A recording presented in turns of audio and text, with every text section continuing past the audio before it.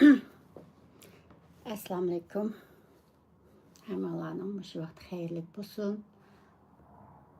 Bugun yana inshaalloh 2 soatlik nahmadan tarqatishni qilman.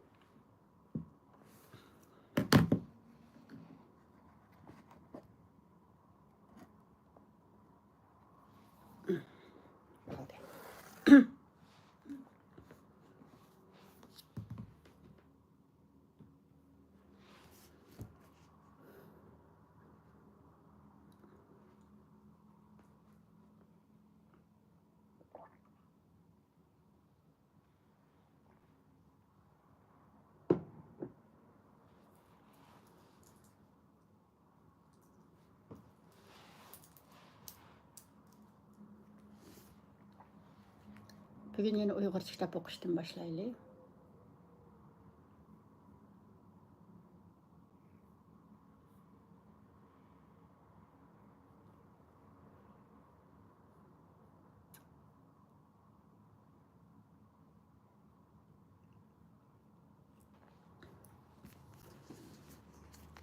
Yani şu təpsir cəvhərləri 3-cü qismdən avval burun kim qağayyadan 10 bət, ondan keyin bugünlük vəzifəm bolğan 10 bətni oquyman. Əuzu billahi mineşşeytanirracim. Bismillahirrahmanirrahim. İbrahim alayhissalamның öz qavmi bilan ilib barğan münazirəsi. Bismillahirrahmanirrahim. Ve haccehu qavmuh. قال أتحاجوني في الله وقد هدان ولا أخاف ما تشركون به إلا أن يشاء ربي شيئا وسع ربي كل شيء علما أفلا تتذكرون وكيف أخاف ما أشركتم ولا تخافون أنكم أشركتم بالله ما لم ينزل به عليكم سلطانا فأي الفريقين أحق بالأمن إن كنتم تعلمون الذين آمنوا ولم يلبسوا إيمانهم بظلم أولئك لهم الأمن وهم مهتدون وتلك حجتنا آتيناها إبراهيم على قومه نرفع درجات من نشاء إن ربك حكيم عليم. Tərcümesi 80-ci ayet. İbrahimning qavmi onun bilan münazirləşdi. İbrahim etdi ki, meni Allah hidayət qılğan tursa, sizlər men bilan Allahның barlıq və birlik toğruluq münazirləşəmsizlər. Mən sizlərning Allahqa şirik qılıb alğan nərsələrindən qorxmayman. Faqat Rabbimning irada qılğanıla bunundan müstəsna. Rabbimning ilmi həmmə nərsini öz içigə alğan. Sizlər bunu oylab baxmamsızlar. 81-ci ayet. Butlarni Allah şerik qilib haqida Allah sizlarga hech qanday dalil tushirmagan tursimu, sizlar u narsalarni Allah şerik qilib olishdan qo'rqmayvatsanglar, men sizlarning şerik qilib olgan narsalaringlardan qandaqsiga qo'rqudakman? Agar bilsanglar aytib beqinglarchu, biz va sizlarning iborat bu ikki firqadan qaysimiz oxiratning azobidan eng xotirjam bo'lishga tegishlik? 82-ci ayet. İman etib imaniga zulm şerik aralashtirmagan odamlarga kelsak, azaptın eminlik əni şular xasdır. Ular doğru yolunu tapqıçılardır. 83-ci ayet.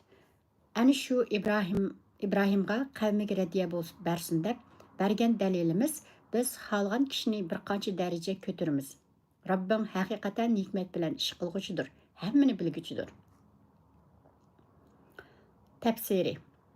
İbrahim alayhissalom o'z qavmiga Alloh taolodan haq dinni ilib kelgan va ularni bu dinga da'vat qilishga boshlagan edi. İbrahim alayhissalom ularga Alloh taolodan boshqa haqiqiy iloh yo'q ekanligini qabul qildirishda ularga eng keskin dalil isbotlarni keltirdi. Hatto ularning saviyasiga tushib turib, ular bilan munozirlashdi. Oxirida ularga osmonlarni va zaminni yaratgan Alloh taoloning yakigani iloh ekanligini aqliy dalillar bilan isbotlab ko'rsatdi. Qavmi bo'lsa uningga qarshi eng puchak dalillarni va aql qabul qilolmaydigan safsatlarni o'tirib qo'yib, uni yengishga urindi. İbrahim alayhissalomning qavmi o'tirib qo'ygan safsatlar aqli bor odam qat'iy qabul qilolmaydigan bema'ni so'zlar edi. İbrahim alayhissalomning qavmi uningga mundoq dedi: "Biz bu butlarga faqatla bizni Allohga yaqinlashtirib, uning dargohida bizga shafaat qilsin deb cho'qinamiz. Chunki biz ota-bovlarimizning shunday qilganligini bilamiz.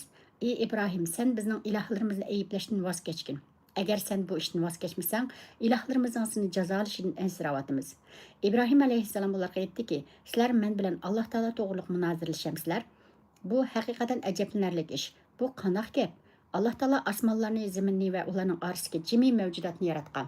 Hammani idora qilib, parvish qilib turayotgan, koinotning nizomini eng insonlik shaklda joriy qildirib kelayotgan, cheksiz qudratlik va hammaga qodir tursa, sizlar Alloh taoloni qo'yib, narsalarga foyda yetkazolmaydigan, narsalarni ziyon zahmatlarni qutqizolmaydigan, hech narsani anglamaydigan, ko'rmaydigan, tushunmaydigan shu butlarga cho'qinamsizlar. Sizlar hech narsani yaratish qo'ldan kelmaydigan, aksicha sizlarning manfaatinglar uchun yaratilgan tosh, yog'och, madan qatorliq narsalardan o'zinglar yasab olgan narsalarga cho'qinamsizlar. Alloh taolo meni to'g'ri yo'lga hidoyat qilgandan keyin sizlar men bilan Alloh taolo to'g'riliq munozirlashamsizlar.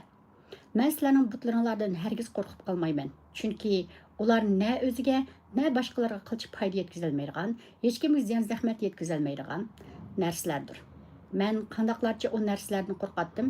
Chunki kuch-quvvat faqat Alloh taoloning ilkididir. Alloh taolo menga ziyon yetkazishni iroda qilmasa, menga hech kim ziyon yetkazolmaydi. Shunga men bu butlardan hech bir vaqt qo'rqib qolmayman. Agar Alloh taolo menga ziyon yetkazmoqchi bo'lsa, u ziyon cho'qim menga yetadi. Chunki Alloh taoloning degani amalga oshmay qolmaydi. Masalan, navodi bu butlardan birarsi mening ustimga o'rilib tushib, o meni yodlandirsa yoki osmondan biror yulduz yiqib tushib, meni ko'ydirvatsa, bu ishni men hargiz sizlarning butlaringlardan ko'rmayman. Chunki o narsalarning qo'lidan hech bir ish kelmaydi. Men hammani Alloh taoloning taqdiridan ko'rman. Bu butlarni biror ish qila oladi deb sanash aql egasi bo'lgan bir insonning sha'niga hargiz yarashmaydi. Yaratquchi bilan yaratilg'uchi, hayotlikni ato qilg'uchi bilan sizlar cho'qinayotgan toshlar yoki yulduzlar o'rtasida o'xshashlik bormi? Sizlar bularning farqini ayıra olmaydigan darajada nodon bo'lib ketdinglarmi? Yoki sizlar ko'r bo'lib qoldinglarmi? Sizlarga men hayron qilyapman. Sizlar hech qanday foyda yoki ziyon yetkazolmaydigan, hatto o'zim qo'lday olmaydigan shu butlaringlarni Alloh taologa shirik qilib olishdan qo'rqmagan yerda men u narsalardan qandoqmi qo'rqatdim? Alloh taoloning bir ekanligiga, hech narsaga muhtoj emasligiga, hamma mavjudotning unga muhtoj ekanligiga munosabatlik aqliy va naqliy dalillar intayin ko'pdir.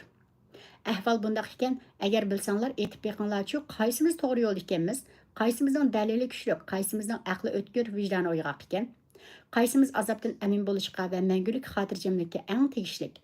Kashki buni bilgan bo'lsanglar, aqlinglarni ishlatgan bo'lsanglar, nimaga yaxshi bo'lar edi? İkki dunyolik eng xotirjamlikka erishguchilar albatta Alloh taologa iymon etganlardir. Chunki ular Alloh taologa va uning payg'ambariga iymon etib, aql va hikmatning taqozosi bo'yicha ish ko'rgan, iymoniga qandoqli bir mushriklik va kufrlikdan iborat zulmni aralashtirmasdan iymonini sop tutgan kishilardir. Dunyo va oxiratda xotirjamlik, xiyim xatar yoki ziyon zahmat yetishdan amin bo'lish va huzur alovatli hayot kechirish ana shu kishilarga xosdir. İmam Buxoriy va Imom Muslim rivoyat qilgan bir hadisda kelishicha, "Allazina amanu va lam yalbisu imanahum bizulmin, ulaika lahumul amnu va hum muhtadun."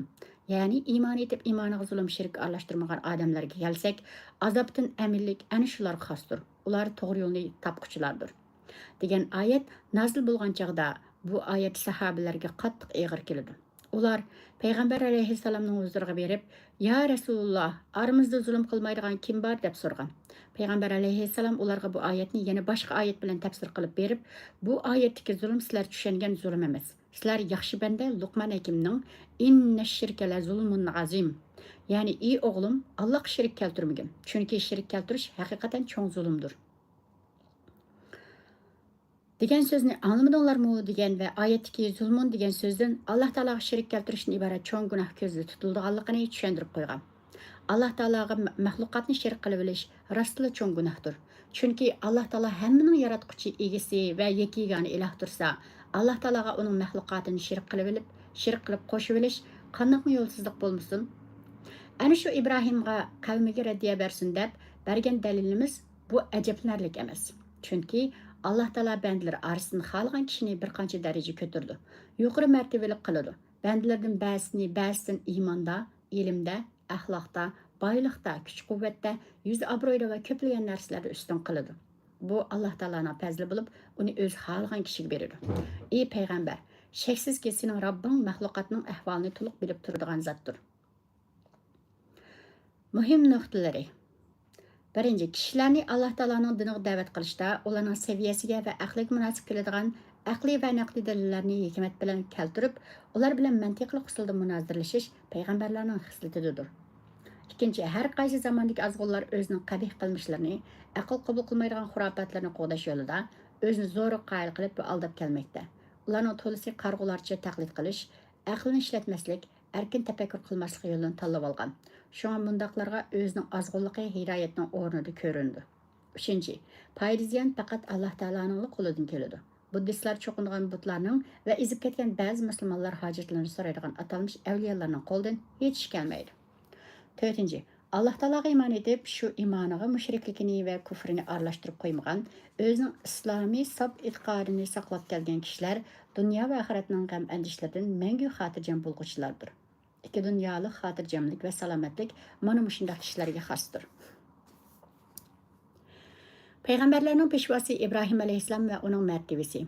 Ve vehebna lehu İshaq ve Yaqub kullan hadayna ve Nuhan hadayna min qabl ve min zürriyetihi Davud ve Süleyman ve Eyyub ve Yusuf ve Musa ve Harun ve kezalike nezzil muhsinin ve Zekeriya ve Yahya ve İsa ve İlyas كل من الصالحين وإسماعيل واليسع ويونس ولوطا وكلا فضلنا على العالمين ومن آبائهم وذرياتهم وإخوانهم واجتبيناهم وهديناهم إلى صراط مستقيم ذلك هدى الله يهدي به من يشاء من عباده ولو أشركوا لحبط عنهم ما كانوا يعملون أولئك الذين آتيناهم الكتاب والحكم والنبوة فإن يكفر بها هؤلاء فقد وكلنا بها قوما ليسوا بها بكافرين أولئك الذين هدى الله فبهداه مقتده قل لا أسألكم عليه أجرا إن هو إلا ذكرى للعالمين. ترجمesi 84. ayet. Biz İbrahim'e İshaqni, Yaqubni ata qildik. Ularning har birini hidayat qildik. Biz ilgari Nuhni hidayat qilgan. İbrahimning avlodidan Davud, Süleyman, Eyyub, Yusuf, Musa, Harunlarni hidayat qilgan edik. Taat ibodatni mukammal qilg'ishlarni mushundaq mukofotlaymiz. 85. ayet. Zekeriya, Yahya, İsa va İlyas qatorliqlarni hidayat qildik. Ularning hammasi yaxshilardandir. 86. ayet. İsmail, Əlyasa, Yunus və Lut qatarlıqlarını hidayət qıldıq. Onların öz zamanısındakı cihan əhlidən üstün qıldıq. 87. ayet. Onların ata-bovalardan, avlodlardan, qarindoshlardan bəzilərini hidayət qıldıq. Onlarını tanıdıq və to'g'ri yo'lga yetakladıq. 88. ayet. Mana bu Allah'ın hidayəti olub, Allah bəndələrini xalğan kişilərini onun bilan to'g'ri yo'lga yetaklaydi. Əgər onlar Allah'a şerik keltirgan bo'lsaydi, ularning qilgan amallari albatta bekor bo'lib ketadi. 89. ayet. Ana shular biz kitobni, hikmatni va payg'ambarlikni ato qilgan kishilardir. Navoid ular ya'ni Mekkalik kofirlar bularni inkor qilsa, inkor qilmaydigan boshqa bir qavmga topshiramiz. 90. ayet. Ana shular ya'ni mazkur payg'ambarlar Alloh hidoyat qilgan kishilardir. Ey payg'ambar, senmi ularning yo'liga ergashgin. Qavmingga aytganki, men buningga, ya'ni Qur'onni sizlarga yetkazganligimga sizlardan hech qanday haq talab qilmayman. O Qur'on faqat bütün alemler üçün vəz nəsiyyətdir. Təfsiri. Şəksizki İbrahim aleyhisselam özdən keyin kelgan barlıq peyğəmbərlərinin peşvası və iradlik peyğəmbərlərinin biridir. İnne İbrahimə kənə ümmətən qanitan lillahi hanifə. Ya'ni sheksizki İbrahim Allohga itoat qilguvchi, haqdan itoat qilguvchi bir peshvo edi. İbrahim alayhissalomdan keyin kelgan payg'ambarlarning hammasi uning naslidan kelgan kishilar edi. وَلَقَدْ أَرْسَلْنَا نُوحًا وَإِبْرَاهِيمَ وَجَعَلْنَا في ذُرِّيَّتِهِمَا النُّبُوَّةَ وَالْكِتَابَ. Yani biz haqiqatan Nuhni ve İbrahimni peygamber kılıp evettik. Peygamberlikni ve kitabni ularning avlodlarida qildik. İbrahim aleyhisselam Allah Taala'nın en qiyin sınaqlardan o'tgan, ixlosmand irodalik, sabr toqatlik ve ulgulik payg'ambar edi. Uning o'z o'g'li İsmail aleyhisselamni Allah Taala'nın buyrug'iga asosan qurbonlik qilishga hozirlaganligimi uning chekiga yetgan ixlosmandligining ifodasi edi. İbrahim aleyhisselam Allah Taala bo'lgan bu chin ixlosi, samimiyati ve voyaga yetgan itoatmanligi bilan Allah Taala'nın katta in'amiga ve cho'ng mukofotiga sazovor bo'lgan zot edi. Allah Taala uningga mukofot o'rnida uning yashinib qolganiga, ayolining tug'masligiga qaramay İshaq alayhissalomni ato qilgan. فَبَشَّرْنَاهَا بِإِسْحَاقَ وَمِنْ وَرَاءِ إِسْحَاقَ يَعْقُوب. Yani biz onunğa İshaq adlıq farzand bo'lganligi ve İshaqdan keyin Yaqub adlıq nevrisi bo'lganligi bilan xush xabar berdik. فَمِنْهُمْ مُهْتَدٍ وَكَثِيرٌ مِنْهُمْ فَاسِقُونَ. Yani ularning ichidan hidayet topganlar bor. Ularning to'lisi Allohning itoatidan chiquvchilardir. Yani Nuh, İbrahim qatorliq payg'ambarlarning avlodidan kelgan insonlarning hammasi to'g'ri yo'lda mangan va hidayet topgan kishilar emas, balki ularning orasidan hidayet topganlar bo'lgandek ozg'unlarmi ko'p bo'lgan.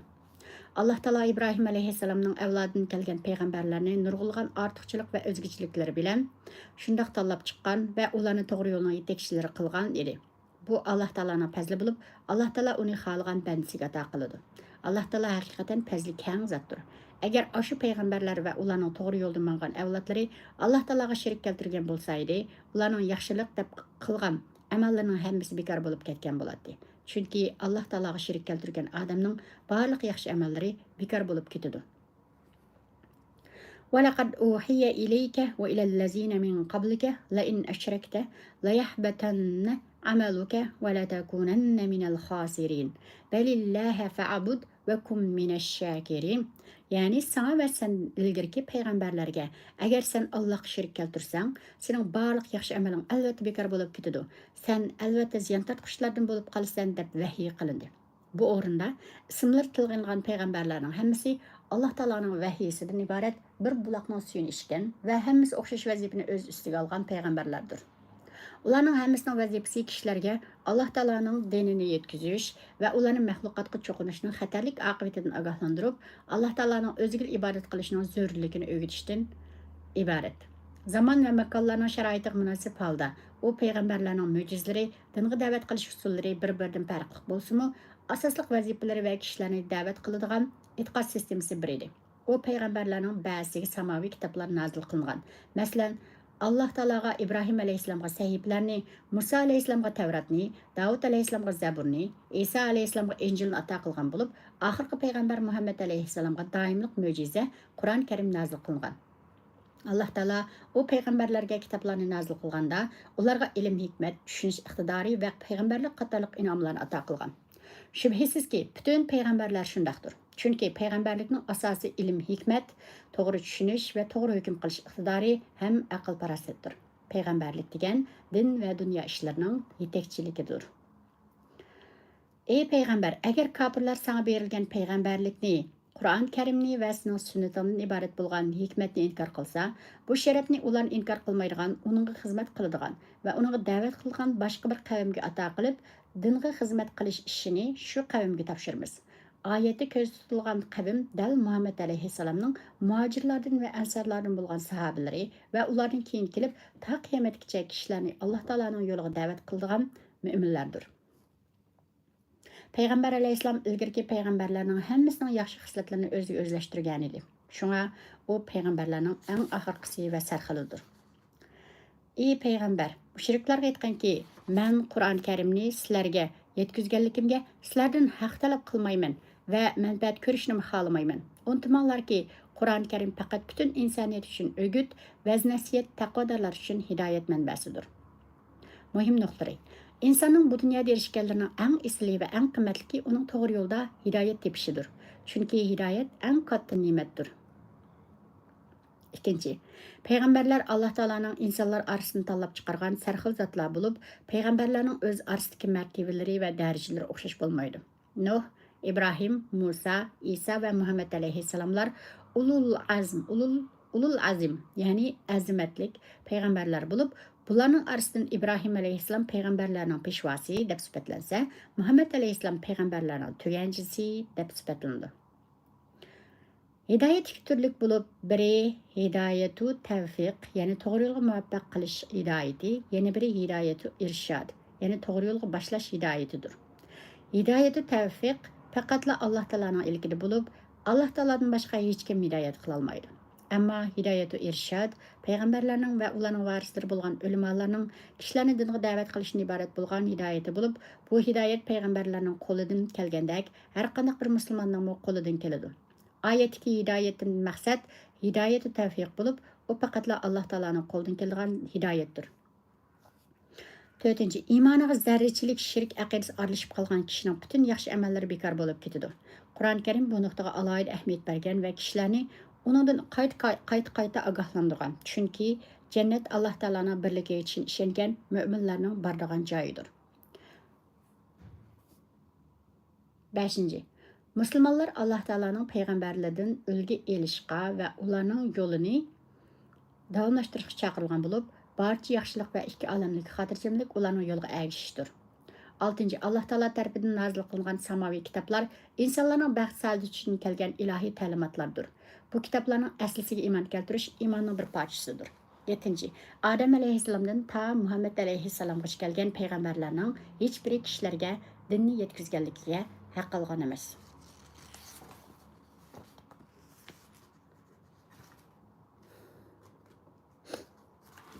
Endi bugünlük vazifemiz bo'lgan 481 betdan 495 490 betgacha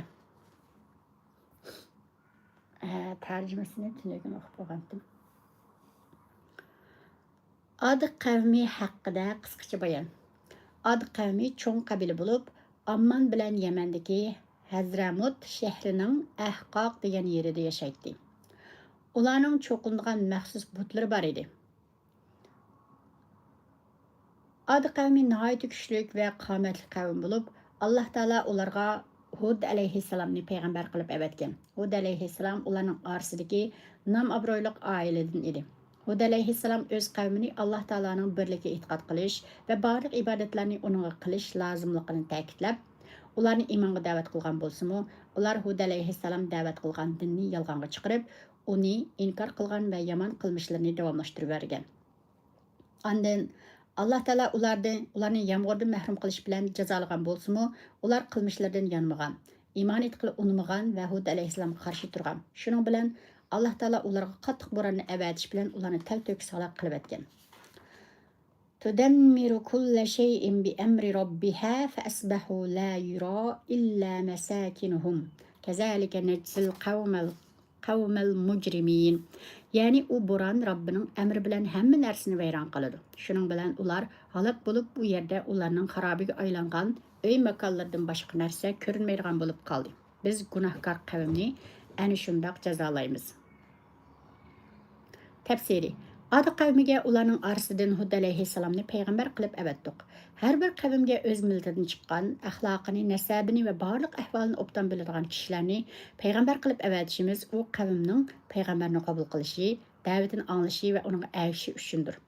Payg'ambarni o'z qavmidan avatish ularni qoyil qilish va haq yo'lga boshlash uchun foydalidir. Hud alayhissalom o'z qavmiga: "Ey qavmim, ibodatni Alloh taolo qilinglar. Saxta ma'budlarga cho'qinmanglar. Chunki Allah Teala yegane mabuddur. Şuna barliq ibadet onun qılındı. Sizlerge Allah Teala'dan başka hiç qandaq ilah yoktur. Allah Teala'nın hiçbir şirki yoki yardımcısı yoktur. Sizler haqiqiy ilahinglarni qo'yib, butlarga cho'qinishning aqibatidan ve Allah Teala'nın azabından qo'rqmamsizlar degan. Hud alayhissalomning qavmi uning bu chiroyli da'vatiga qarta nima dedi? Onun qavmi ichidagi iymon etishga unamagan katta boshlar, xususan ularning haqiqatga jon jahli bilan qarshi turgan ashaddiy kofirlari, biz seni aqldan ozgan, ahmoqlarcha ish qilayotgan biri deb qaraymiz. Chunki sen o'z qavmingning dinini inkor qilib, yangi bir dinni targ'ib qilyapsan dedi. Bularning aqlsizligiga qaramamsiz. Ular aqlini ishlatib tafakkur qilib ko'rmasdilar. Xuddi Nuh alayhissalomning qavmi Nuh alayhissalomga inna lanaraka fi dalalin mubin, ya'ni biz seni ochiq azg'unlikda deb qaraymiz degandek, ular Hud alayhissalomga biz seni haqiqatan ahmoq hisoblaymiz, biz seni albatta yolg'onchilardan deb qaraymiz dedi. Hud alayhissalom ularga qanday javob berdi? Hud alayhissalom ularga: "Ey qavmim, ey tuqqanlarim, men sizlarni Allohning birligini iqror qilgan holda barliq ibodatlarni uning o'ziga qilishga chaqirishda ahmoq emasman. Aqlimdan ozgan emasman. Men faqat olamlarni yaratgan zot Allohning elchisiman. U meni bu vazifani o'rindashga tanladi. Alloh kimni payg'ambar qilib avatishni obdan bildi emasmi?" Hud alayhissalom qavmining tuhmatlariga javob berishda qavmi ochiq ahmoqlik va aqlsizlik qilib og'ziga kelganlarni jo'ylagan bo'lsa-mu, ularga o'zining aqlsiz yoki ahmoq emasligini jakorladi. Ammo ularni ahmoqlar yoki aqlsizlar deb ayblamadi. Chunki kishilarni ayblab turib, ularni yaxshi ishga da'vat qilg'il bo'lmaydi. Buni payg'ambarlar obdan biladi. Aslida uning qavmi ayblanishga to'liq tegishli edi. Chunki ular eng ozg'un, eng aqlsiz qavm edi. Ular haqdinga qarshi chiqish orqali o'ziga va boshqalarga zulm qilgan zolimlar edi. Alloh taolo payg'ambarlarning insonlarni qoyil qilishi va ularga ulgu bo'lish uchun ularni ana shundoq adab axloqliq, sabrchan va muloyim qilib yetishtirdi. Ey qavmim, men butkul olamlarni yaratgan va ularni idora qilib turayotgan Rabbinglarning sizlarga avatgan haq elchisiman. Mening mas'uliyatim sizlarga haqni yetkazish va diniy masalalarni to'liq bildirib qo'yishdir. Men sizlar uchun ishonchlik nasihatchiman. Meni bundan ilgari bilganinglardek, hozir ishonchlik kishinglarman. Men hargiz yolg'onchilardan emasman.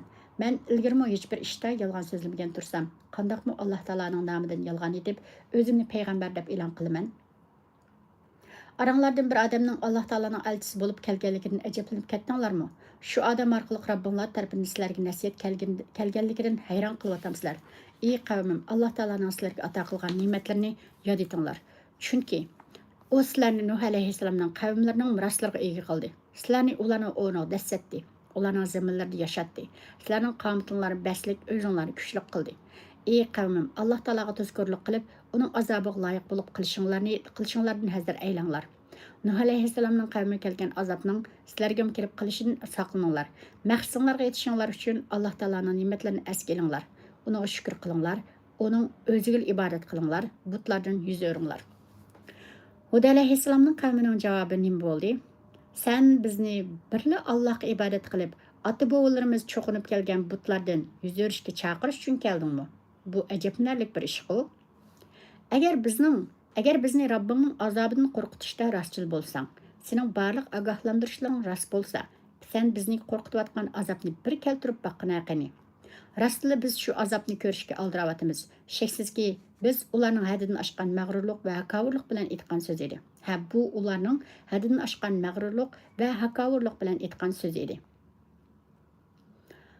Hud alayhissalom ularga Rabbinglar sizlarga azobni belgilayapti dedi.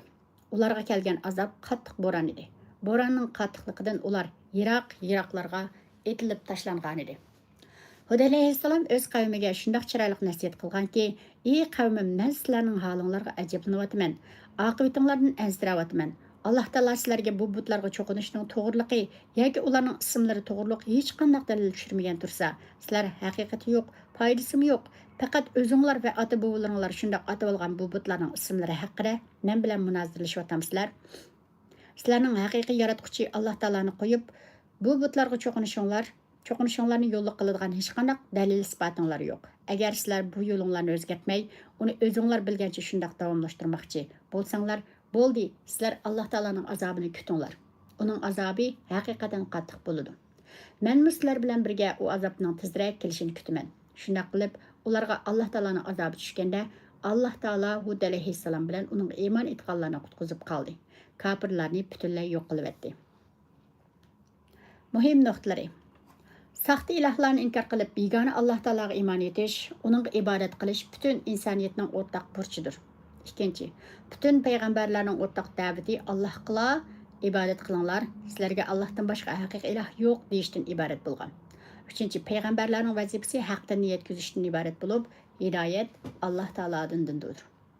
4. Kishilarga chiroyli vaz nasihat qilish jami payg'ambarlarning o'rtaq prinsipi bo'lgandek, ularning go'zal axloqidir. 5. Ne'matni tonigan va unga shukr qilgan odam uning foydasini o'zi ko'radi. Chunki o'ziga ato qilingan sonsizlagan ne'matlarni tonigan odam o'zining ko'p ortiqchiliklarga ega ekanligini biladi-da, xushallik va qanoat ichida hayot kechirdi. Salih alayhissalomning qissasi. Va ila bismillahirrohmanirrohim. وإلى ثمود أخاهم صالحا قال يا قوم اعبدوا الله ما لكم من إله غيره قد جاءتكم بينة من ربكم هذه ناقة الله لكم آية فذروها تأكل في أرض الله ولا تمسوها بسوء فيأخذكم عذاب أليم واذكروا إذ جعلكم خلفاء من بعد عاد وبوأكم في الأرض تتخذون من سهولها قصورا وتنحتون الجبال بيوتا فاذكروا آلاء الله ولا تأسوا في الأرض مفسدين قال الملأ الذين استكبروا من قومه للذين استضعفوا لمن آمن منهم أتعلمون أن صالحا مرسل من ربه قالوا إنا بما أرسل به مؤمنون قال الذين استكبروا إنا بالذي آمنتم به كافرون فعقروا الناقة وعتوا عن أمر ربهم وقالوا يا صالح ائتنا بما تعدنا إن كنت من المرسلين فأخذتهم الرجفة فأصبحوا في دارهم جاثمين فتولى عنهم وقال يا قوم لقد أبلغتكم رسالة ربي ونصحت لكم ولكن لا تحبون الناصحين. Tərcümesi 73. ayet. Səmud qavmiga ularning qeyrindishi Salihni payg'ambar qilib avatdiq. U: "Ey qavmim, Allohga ibodat qilinglar. Sizlarga Allohdan boshqa haqiqiy iloh yo'qdir. Sizlarga haqiqatan Rabbinglar tarafidan mening payg'ambarligimni isbotlab ochiq mo'jiza keldi. Mana bu Allohning toshdan chiqargan tishi to'g'risimi sizlar uchun bir mo'jizadir. Uni qo'yib etinglar. Allohning zaminida ixtiyoriy o'tlasin. Uningga ziyon zahmat yetkazmanglar. Bo'lmasa sizlarni qattiq azob halok qiladi." 74. ayet. Esinglarda tutinglar ki o'z vaqtida Alloh sizlarni Ad qavmidan keyin ularning o'rniga dasitib Hijr zaminiga o'rlashtirgan edi. Uning tuzlanliklarga qasrlarni solgan va tog'larni teshib uylarni yasagan edinglar. Allohning ne'matlarini yod etinglar. Yer yuzida buzg'unchilik qilib qalaymaqanchilik termanglar dedi. 75. ayet. Onun qavmining hakavir katta boshlari bo'zda qilinganlarga, ularning ichidagi mo'minlarga, sizlar Salihni Robbi tarafidan avatilgan payg'ambar deb bilamsizlar dedi. Ular: "Biz uning payg'ambarligiga albatta ishonamiz" dedi. 76. ayet. Heliqi hakavirlar: "Sizlar ishonganni biz inkor qilamiz" dedi. 77. ayet. Ondan ular heliqi tishi to'gini bo'g'izlab, Robbining amrini tutishdan bosh tortdi va: "Ey Salih, agar sen rostli payg'ambarlardan bo'lsang, bizni qo'rqitgan azobni keltirib boq" dedi. 78. ayet. Shuning bilan ular qattiq yer tavrashga tutildi. Ular uylarda o'ltirgan peti qetib qoldi. 79. ayet. Salih ulardan yuz o'rdi va: "Ey qavmim, sizlarga haqiqatan Robbimning farmonini yetkazdim. Sizlarga nasihat qildim, lekin sizlar nasihat qiluvchilarni yoqtirmaysizlar" dedi. Samud qavmi haqida qisqacha bayon. Samud qavmi qadimgi boyida arablardan kelgan bo'lib, Ad qavmi halok qilingandan keyin ularning o'rniga kelgan. Ularning yurtlarida yashagan qavm edi. Samud qavmi butlarga cho'qinadi. Ularga Alloh taolo ko'p ne'matlarni va nurg'ulg'an moddiy imkoniyatlarni ato qilgan. Alloh taolo ularga Salih alayhissalomni payg'ambar qilib avatgan bo'lsa-mu, ular Salih alayhissalomga ergashmagan va uningga kelgan dinni inkor qilgan. Alloh taolo Salih alayhissalomning mo'jizasi sifatida ularga toshdan bir tishi to'gi chiqarib bergan. Ular Allah Taala'nın onu qo'yib etinglar, Allohning zimində ixtiyoriy o'tlasin degan amriga xiloflik qilib, her qechi tövgini bo'g'izlab tashlagan. Ondan ularga tamatta'u fi darikum salasata ayyam. Zalika va'dun g'ayru makzub.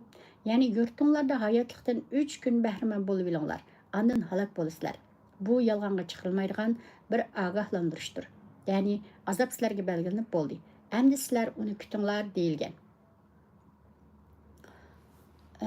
Bayda Arabları Arab yerim aralığının qadimki asli ahalilerden bulup Ad, Semud, Əməliqlər, Cürhumlar, Cedis, Əmim, Əgil və Vibar qəbillərini göstərdi. Tarixçilərin nəzərdə bu qəbillərin nəsli İslam kirişdən burunla munqariz bolğan. Bunlar haqqındakı məlumatlar tazı aniq emas. Umumən qədimki ərəblərini tarixçilər Bayda Ərəbləri deb atışıdı. Tarixi təbəridə Bayda Ərəblərinin Nəsəbi Nuh Aleyhisselamның oğullarından Samның nəslindən gəlgənligi. Samның oğlu İramның İvəz və Caiz deb 2 oğlu bulub, Cairның nəslindən Ad, İvəzning nəslindən Samid qavmləri gəlgənligi qeyd qılındı.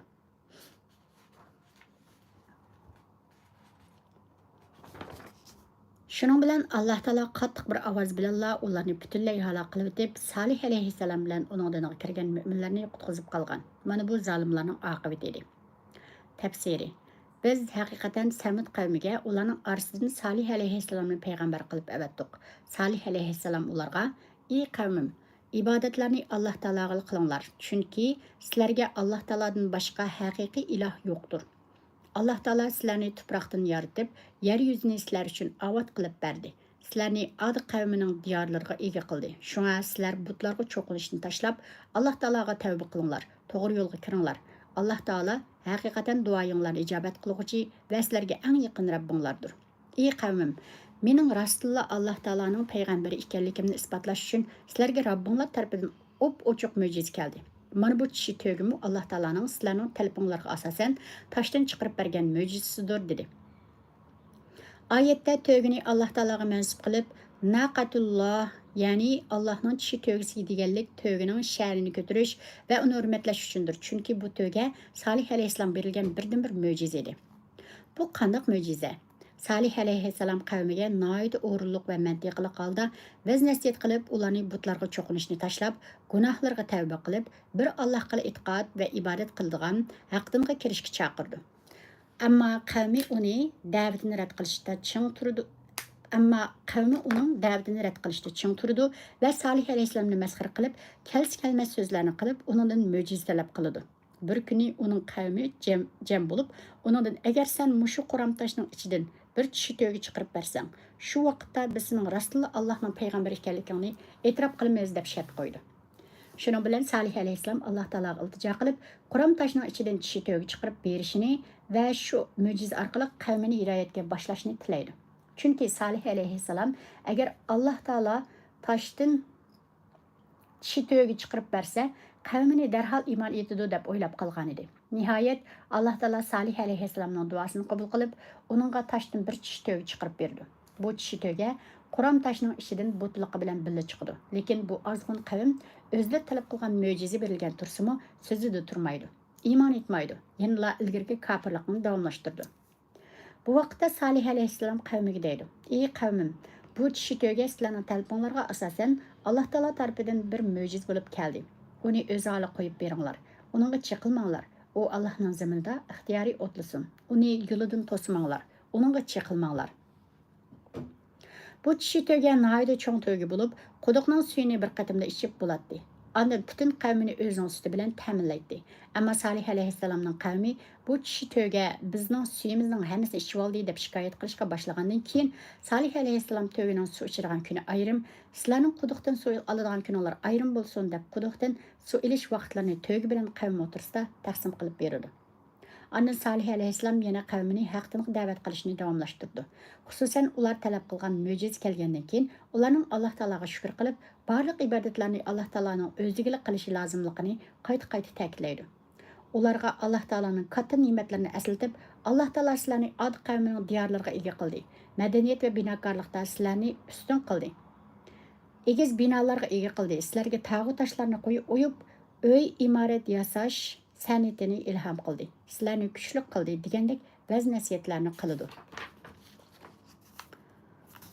Samud qavmi qish kunlari tog'larda, qolgan fasllarda tuzlanliklarda yashaydi.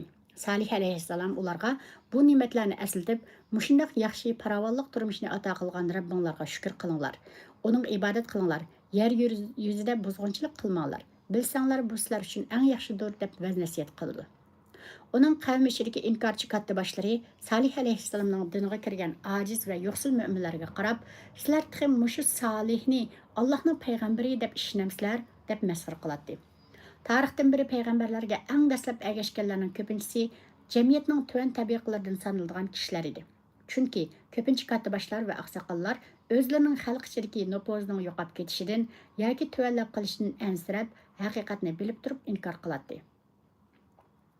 Katta boshlar tarafidan bo'za qilingan hiliqi mo'minlar ularning masxaralik so'ziga javob berib, biz sheksiz bilamiz va ishonamizki, Salih alayhissalom Allohning elchisidir. Biz uning dinining haq ekanligiga ishonamiz. Shunga uning iymon etdik deydi. Bu hakavur katta boshlar ularga, sizlar ishonganga biz hargiz ishonmaymiz deydi. Go'yo ular Salih alayhissalomga Alloh taolo tarafidan bir dinning kelganligini e'tirof qilganligimiz bo'lib qolmasin degan niyatda Salih ilib kelgan dinni inkor qilamiz demasdan, sizlar ishonganga biz hargiz ishonmaymiz deydi. Samud qavmining jinoyatiga kelsak, ular mazkur kishi tövgini bo'g'izladi. Ularning Qudar ibn Salih degan odami boshlamchi bo'lib tövgiga qo'l soldi. Ular Salih alayhissalomning vaz nasihatlariga quloq solmadi. Alloh taolo asilik qildi. Ular haddidan eshib, "Ey Salih, agar sen rostla Allohning payg'ambari bo'ladigan bo'lsang, bizni qo'rqitgan shu azobni keltirmamsan, Allohning sana dushmanlaringga qarshi yordam beradiganligini so'zlab kelyapsan. Mana biz sana dushman bo'lyapmiz. Qani, gaping rost bo'lsa, shu azobni tezroq keltirib, bizni halok qilmamsan?" deb masxara qilishdi. Bugunlik müşahici bo'lsin. Bugunlik o'qiydigan 10 bet kitabımız bu tugadi.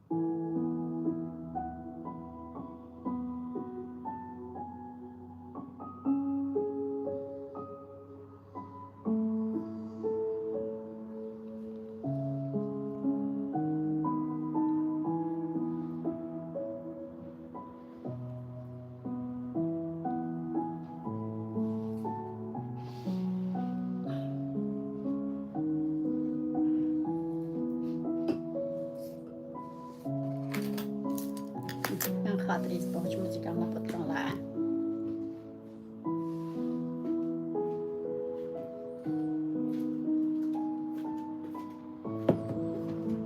Assalamu alaikum.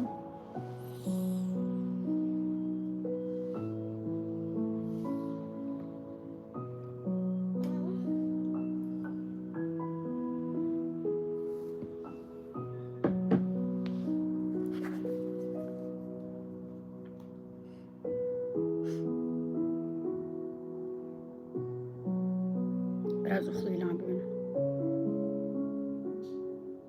Tamam.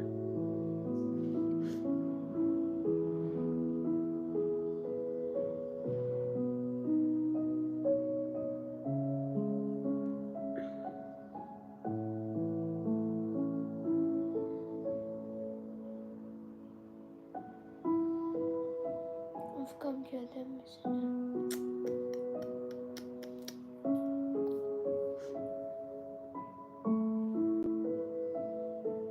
Yaptığı şeye bak.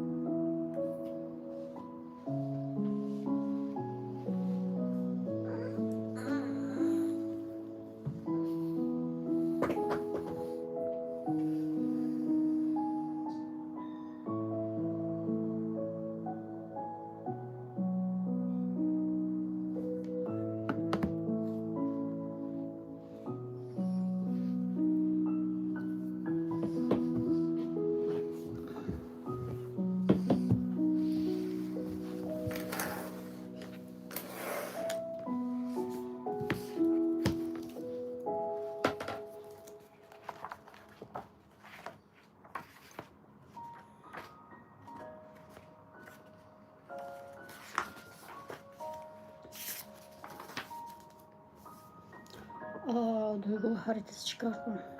Bunu yapacaktım ya. Bir gün boyunca sosyal medyadan uzak durun. Sosyal medya detoksunu, sonuçlarını ve sizdeki etkilerini yazın. Bugün olmaz ki. Bugün bir sürü işim var sosyal medyada. Sosyal medya derken WhatsApp'ta yani. Duygu haritası çıkarma pratiği yapın. Duygularınızı ve hissettiklerinizi renkler veya sembollerle ifade edin. Fark ettiklerinizi yazın, dökün demiş.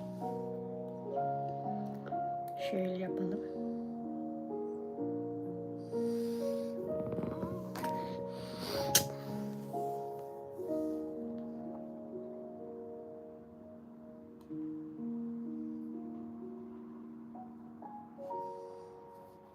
Suxana kırıp çıkamam, yüzünüzü yiyip.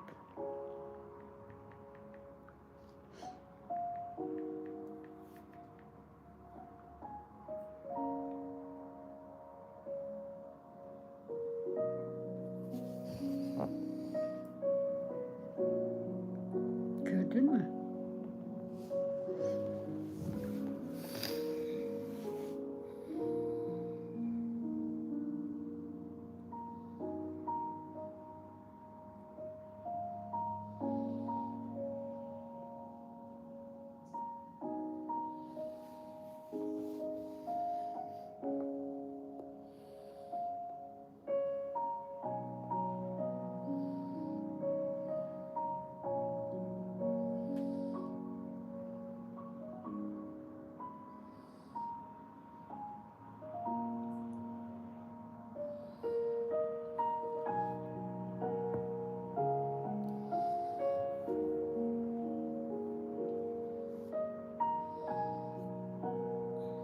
Şimdi başlarsam bir yıl içinde İngilizcem nasıl olur? Cevap net. Hiçbir zaman geç değil. Sadece bir ayda bile kulağın alışır. Temel...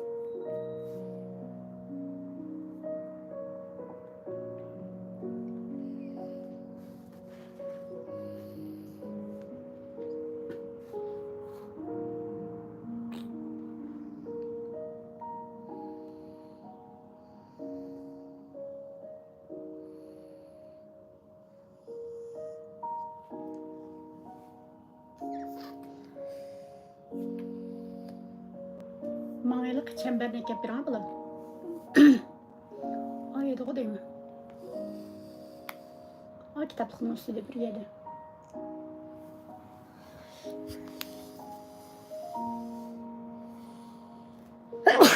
Alhamdulillah.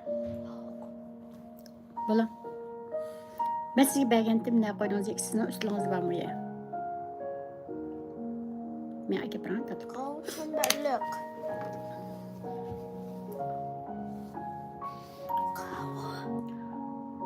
Sızgıç.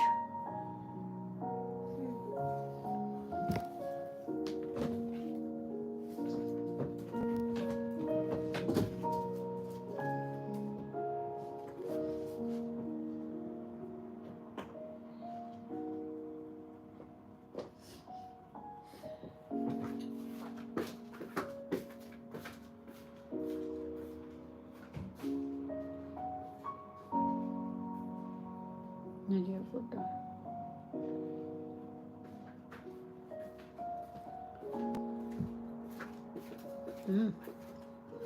Rahmet.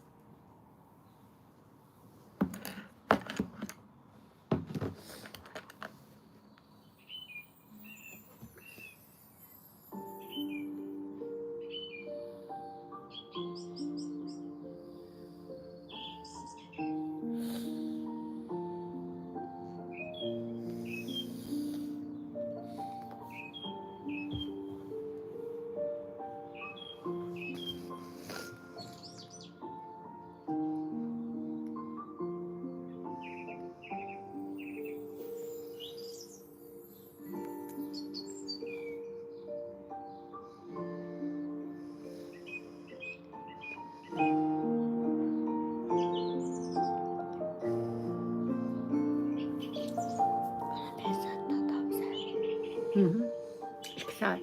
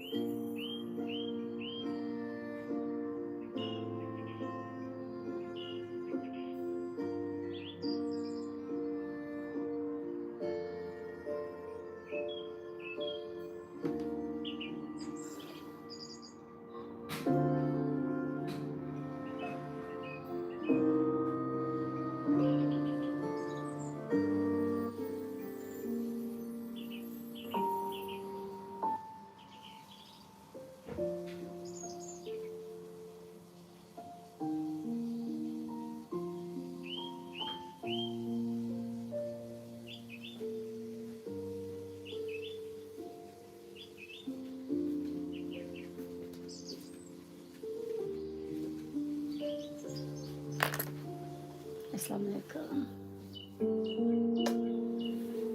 Bakıp kanalsın.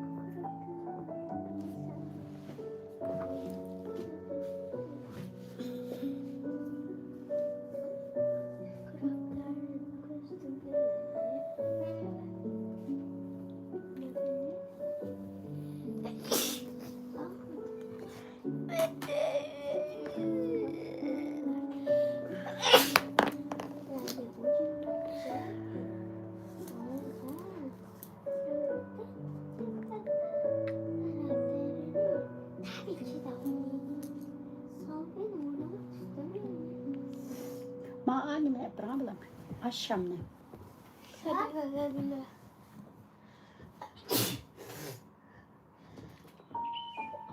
Şükürün bir şükür versin.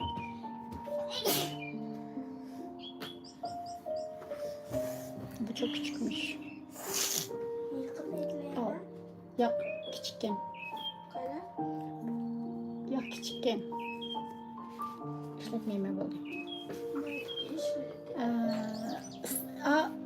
Stakanı çıkarayım kahve. Kahve stakan. Tamam işlet. Kahve stakanı çıkarayım. Kırsanı bilse. Çoğun muğan, küçükrek oğan. Fincan mı? Onun içine. Fincan. Hı. Ya. He, del şu. Fincan. Kutak yazıyor.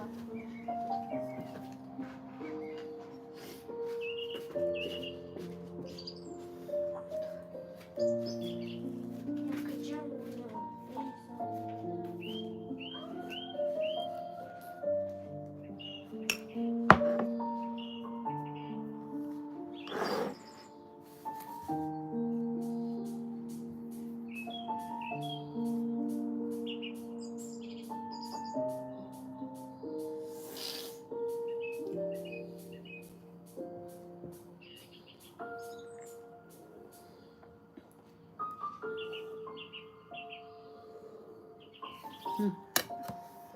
Güzel şeyler. Ortaya çıktı mı?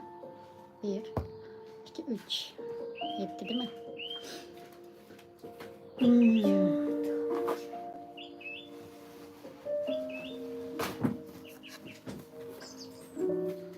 Aslında bu burada olsaydı daha iyi olacakmış. Neyse.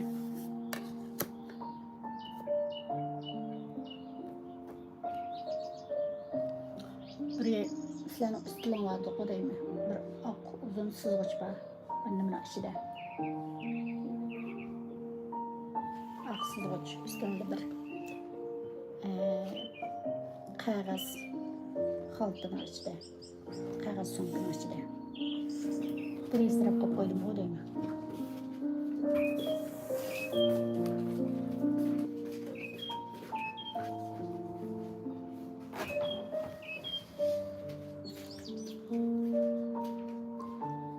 Etrafındaki farklı renkler.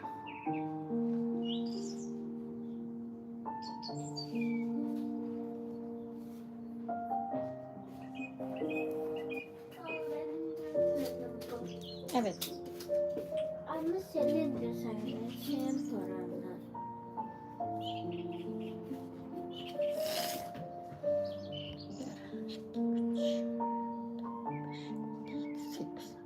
Sekiz mi?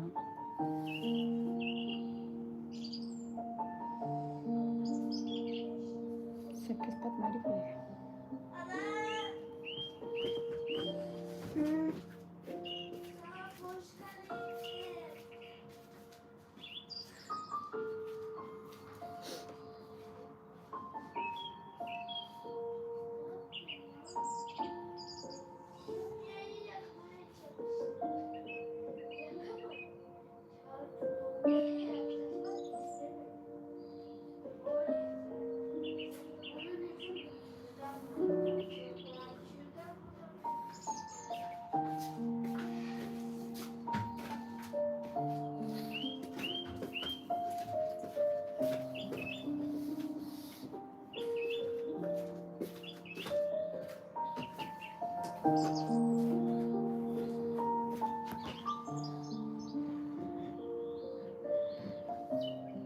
Şimdi ben buradan şu kasabı alırım.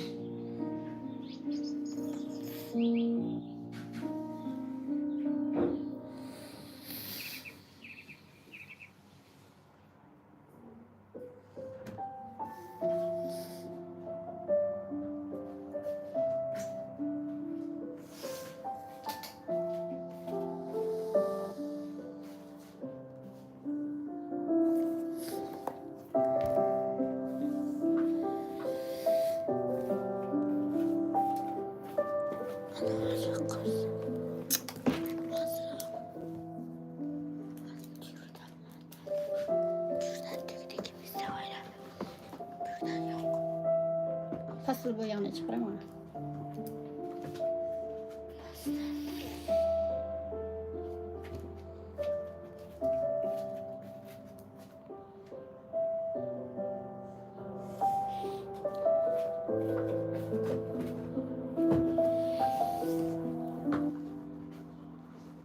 Finalde de koyanlığa kırıp.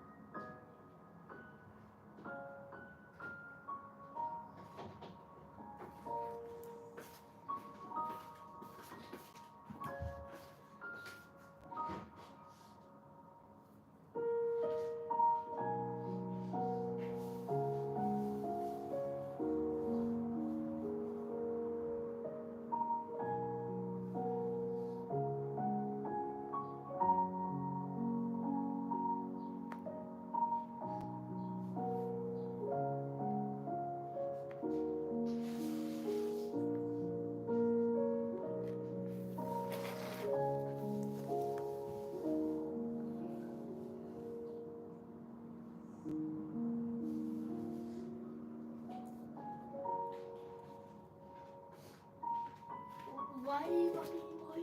Demek hoş geldin.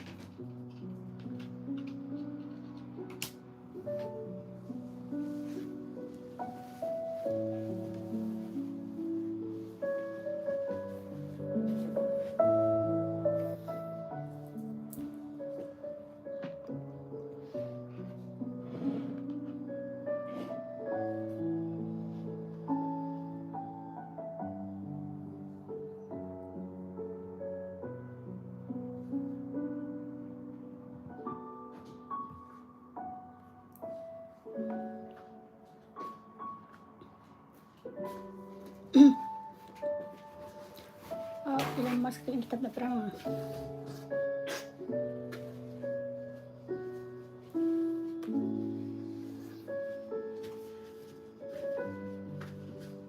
Ana, mashina.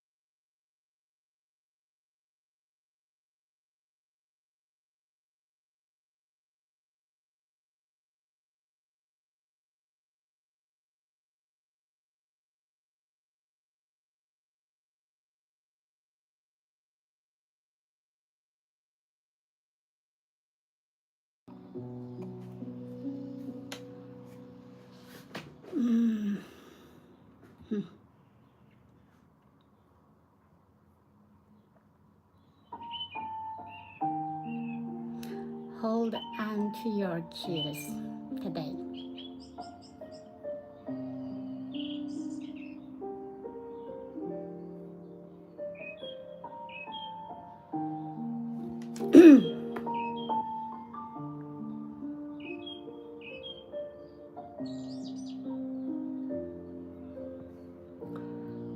The unmaking of a bully. It is important to remember that bullying is not intentional. Children don't want to be bullies, nor do they even need to learn how, for bullying can arise spontaneously within any culture. It is a mistake to believe that a bully's aggressive behavior reflects her true personality. Bullies are not simply bad eggs, but rather eggs with hard shells, eggs that parents and teachers have been unable to hatch into separate beings. Bullying is the outcome of the interaction between the two most significant psychological dynamics in the emotional brain of human beings: attachment and defensiveness. This powerful dynamics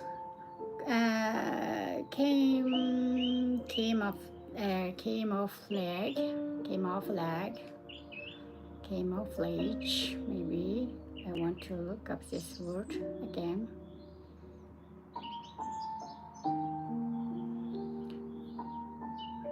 Camouflage.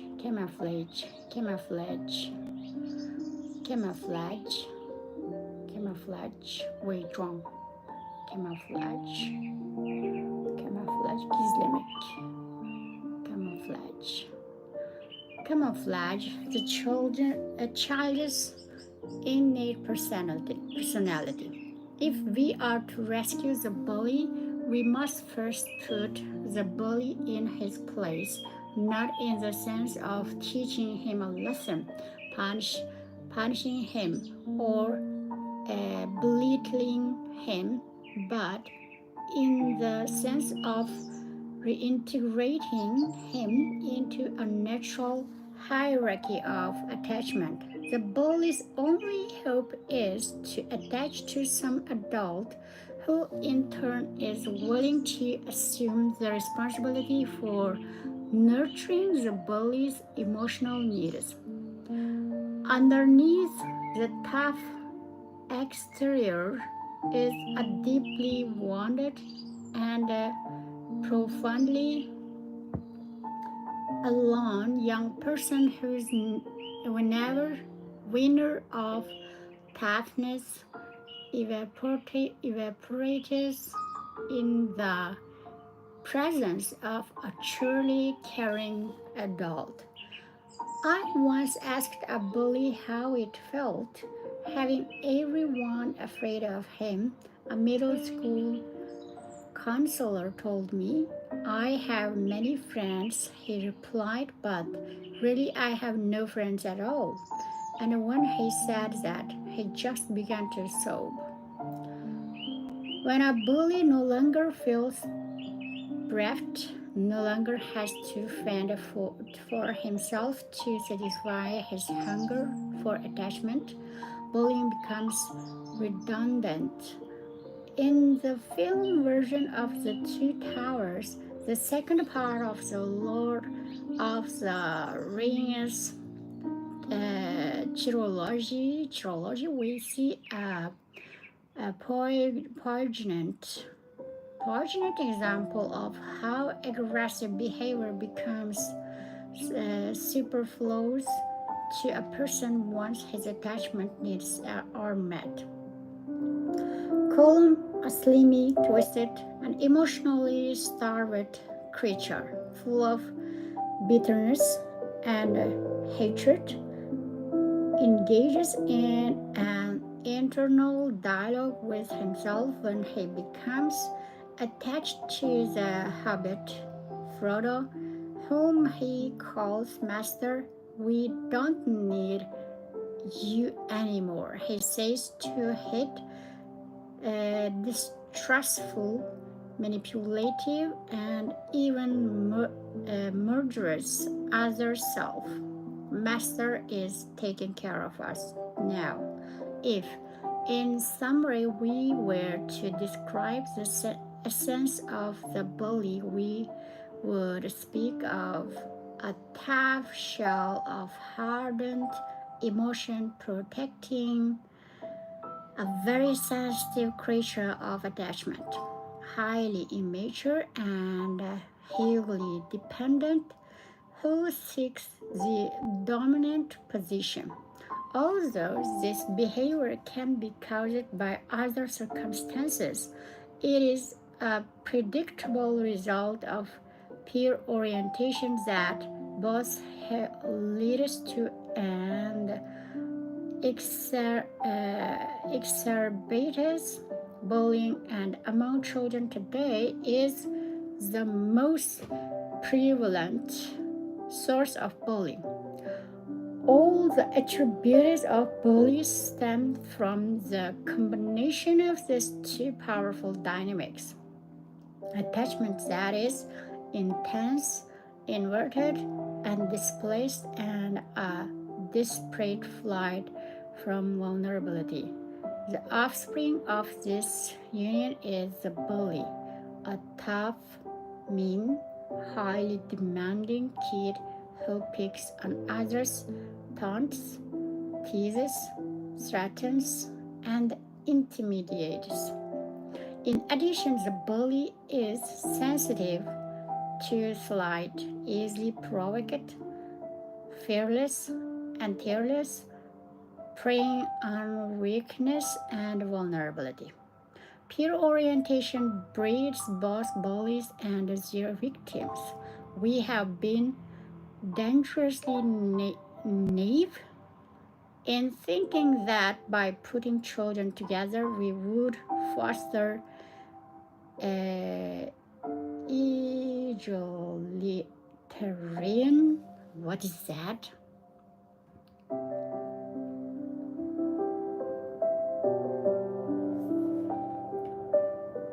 Oh, egalitarian. 평등주의다.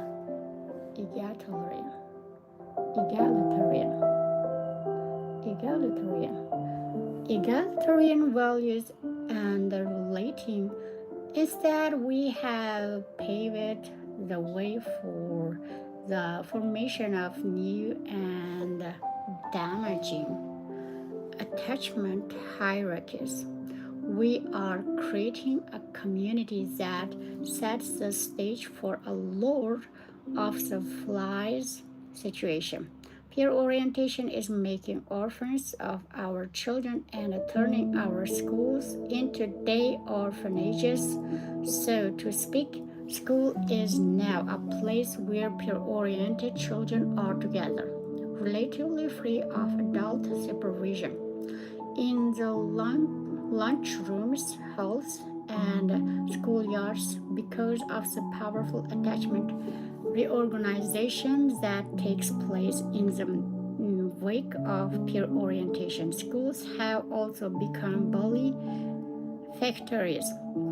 Unwittingly and inadvertently, but still tragically, most approaches to bullying fall short because they lack insight into the underlying dynamics. Those who perceive bullying as a behavior problem think they can extinguish the behavior by imposing sanctions and consequences. Not only do the negative consequences fail to sink in, but they fuel the frustration and alienate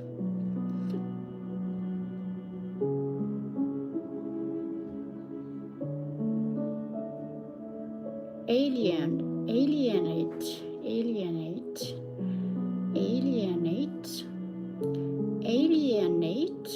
the bullies even more.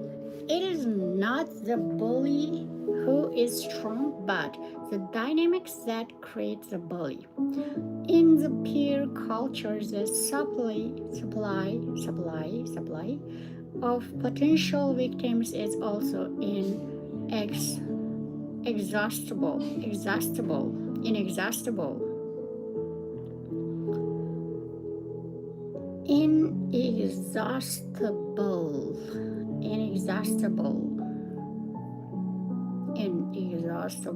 Bitmez, tükenmez.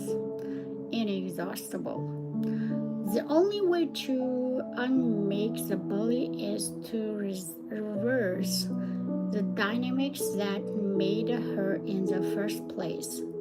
Reintegrate the child into a proper attachment hierarchy and then proceed to soften her defenses and fulfill her attachment. Fulfill her attachment hunger.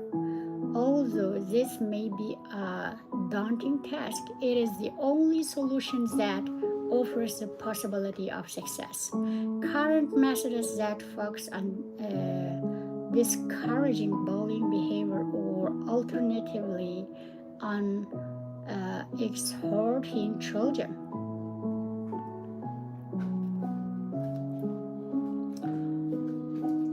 Exhort.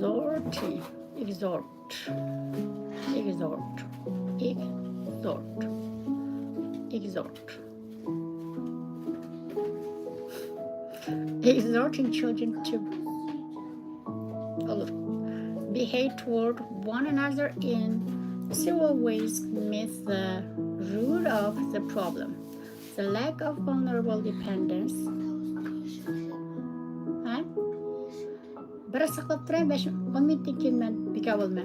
And caregiving adults. Until we see bullies as the attachment disorder it truly is, our remedies are unlikely to make much difference. Similarly, the best way to protect the victims is also to reintegrate them into depending on the adults who are responsible for them so they can feel their vulnerability and have their tears about what isn't working for them. It is most often the children who are too peer-oriented to lean on adults who are at greatest risk. I recently participated in a Canadian national television special on bullying that included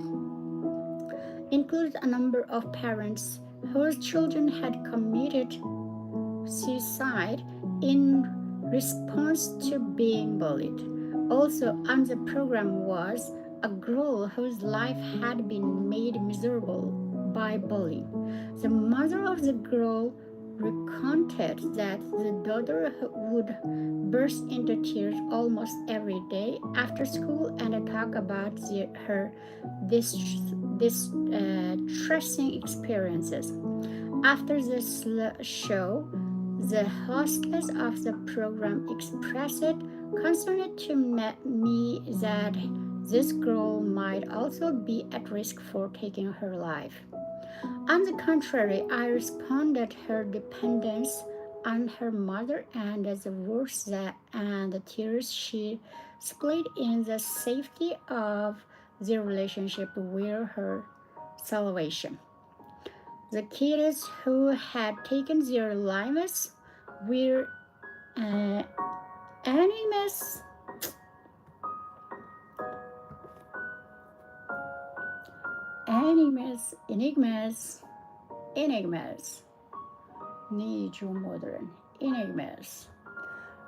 Enigmas to their parents. Their suicides had been complete surprises.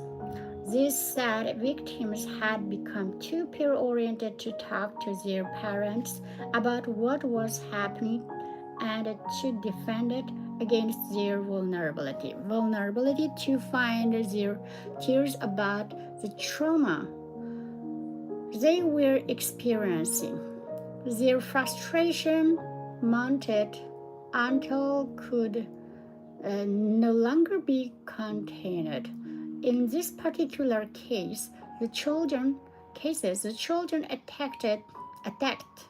attacked themselves rather than others.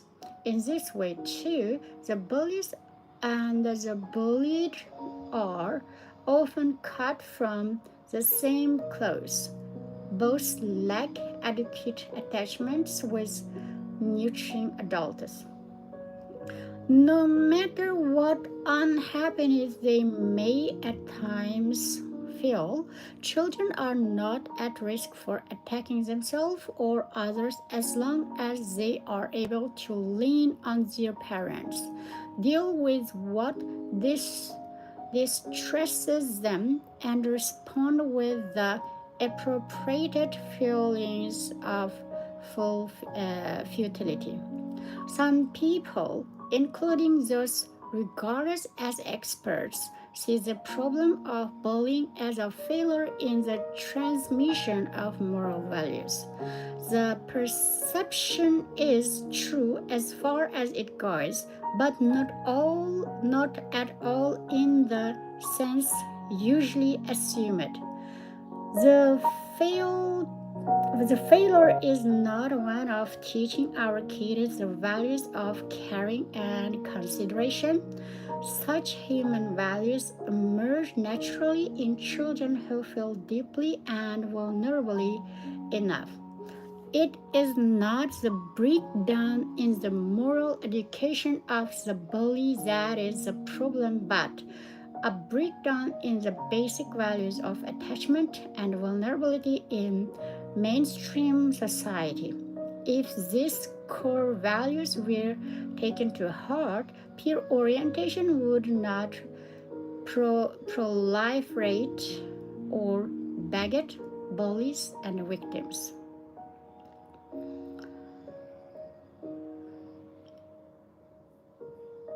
Okay,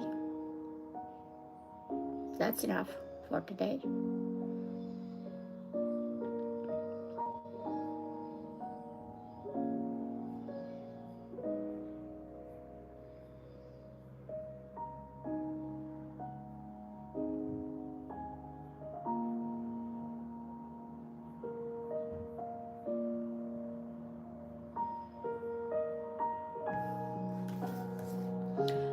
Sizlərə Elon Musk doğrusu verəyək. Bunu oxuyub nəyə gəlib daşlaq qoyğanmaq etdim. Siyer getmən. 3-cü bölüm. Qançılıq vaxtım qaldı? 6 minut. 3-cü bölüm. Bilgisayarın tuşlarına basmak mı, yürümek mi?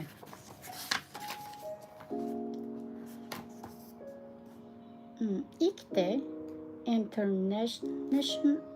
internetin altını üstüne getirmek üzere Silikon Vadisi'ne yerleştiklerinde Elon eski staj günlerini düşünmeye başladı. Orada çok tuhaf bir şey oldu. Ofise bir adam geldi. Telefon rehberi satıcısıydı. Eski günler. Bırak parmakların yürüsün. Bu Yellow Page telefon rehberinin reklam sloganıydı. Yellow Page işletmelerin telefon numaralarının ve adreslerin listelendiği dev bir telefon rehberiydi. Ağır kitabın karton kapağını açarsınız. Doğru sayfayı parmağınızla çevirir ve aradığınız işletmeyi bulana kadar parmağınızı sayfadaki sütunlarda gezdirirsiniz. İşte bu yüzden bırak parmakların yürüsün.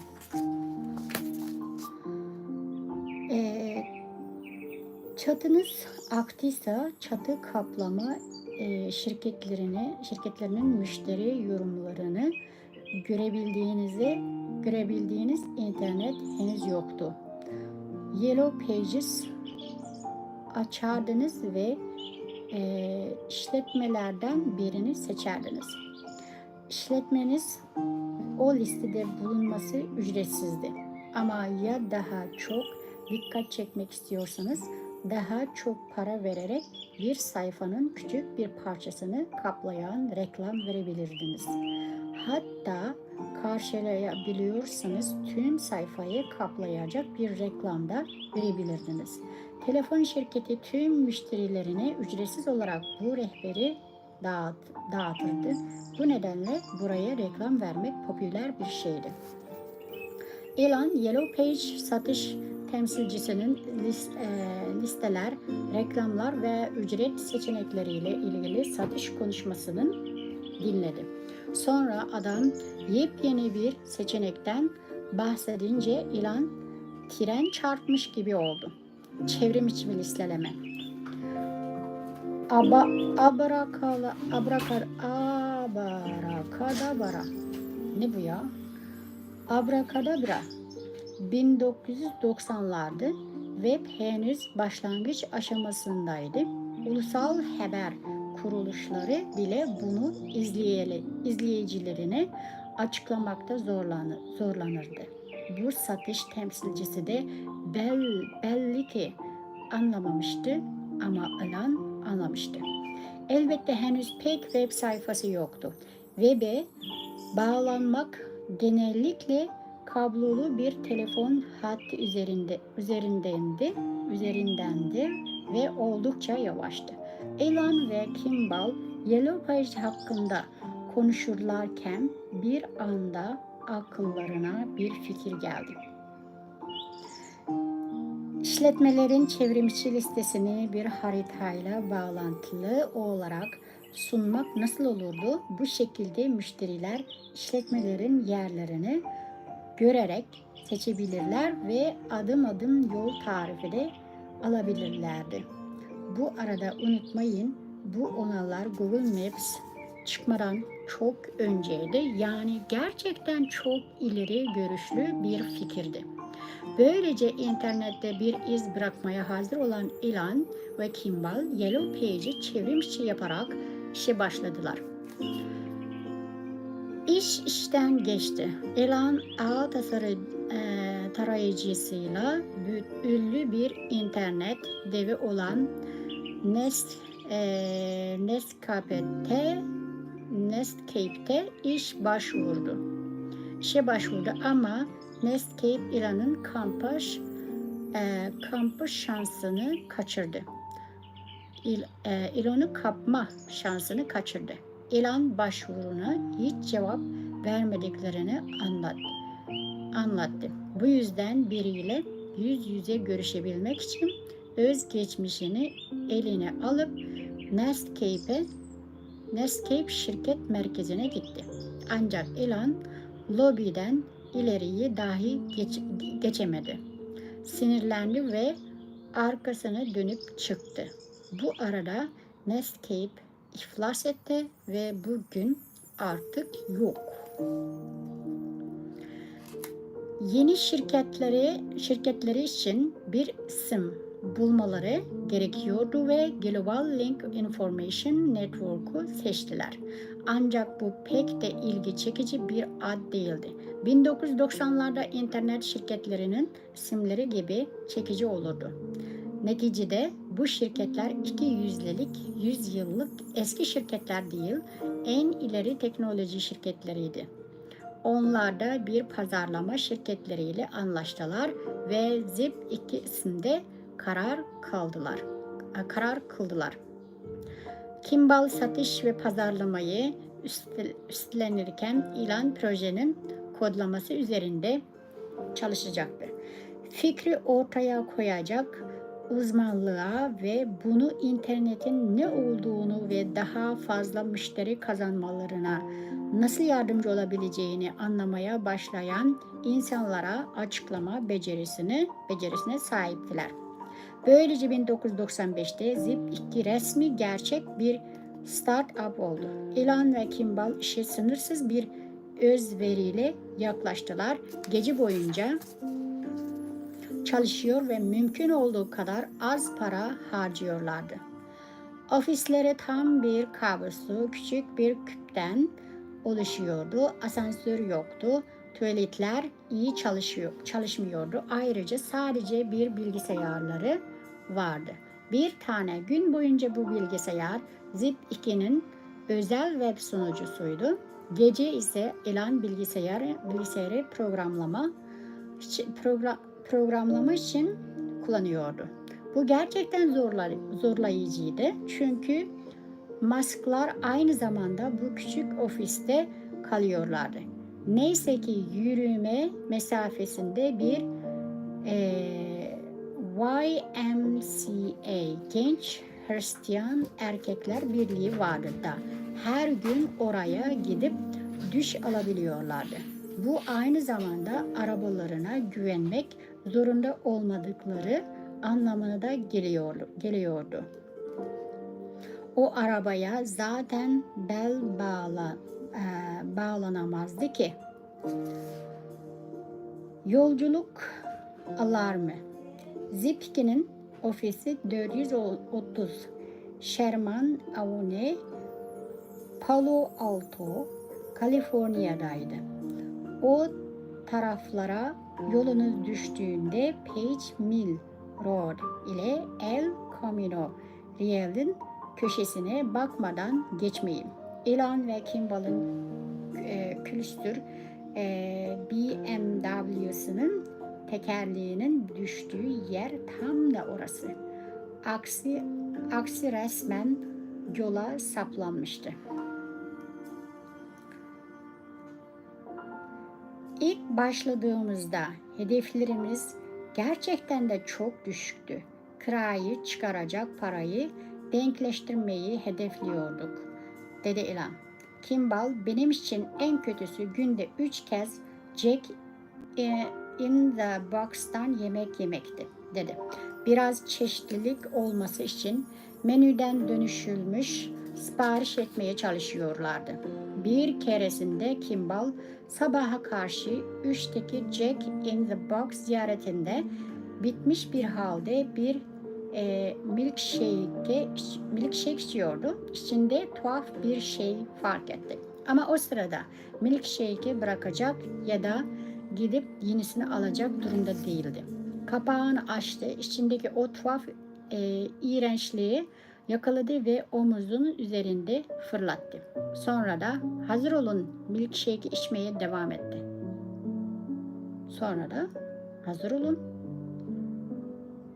Milkshake içmeye devam etti. Nasıl?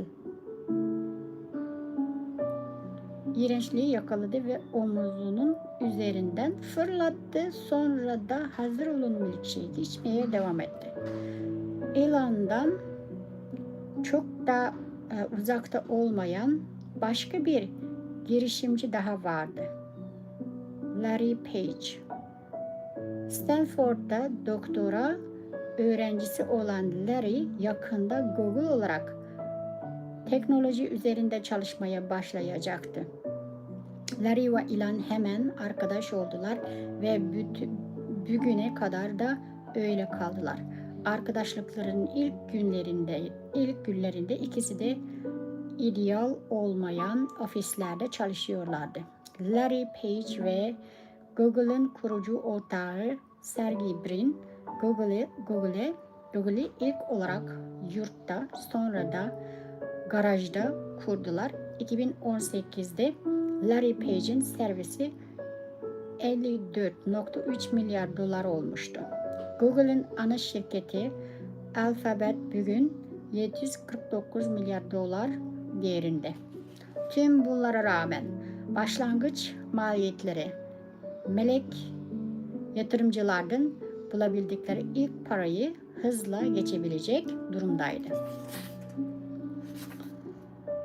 Melek yatırımcı. Bir şirket kurduğunuzda onu finans etmek için paraya ihtiyacınız olur. Melek yatırımcılara bakın.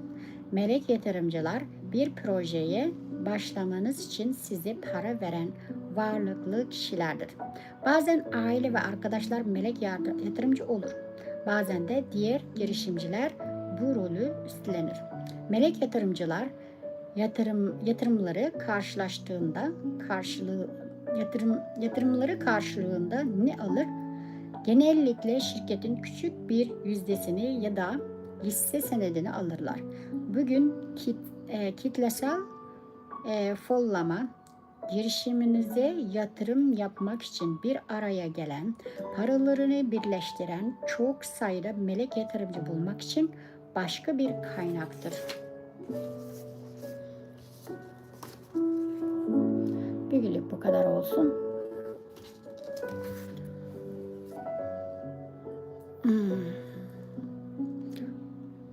Bugünlük bu şeylik olsun. Evet inşallah selamet bu saat görüşelim. Allah emanet.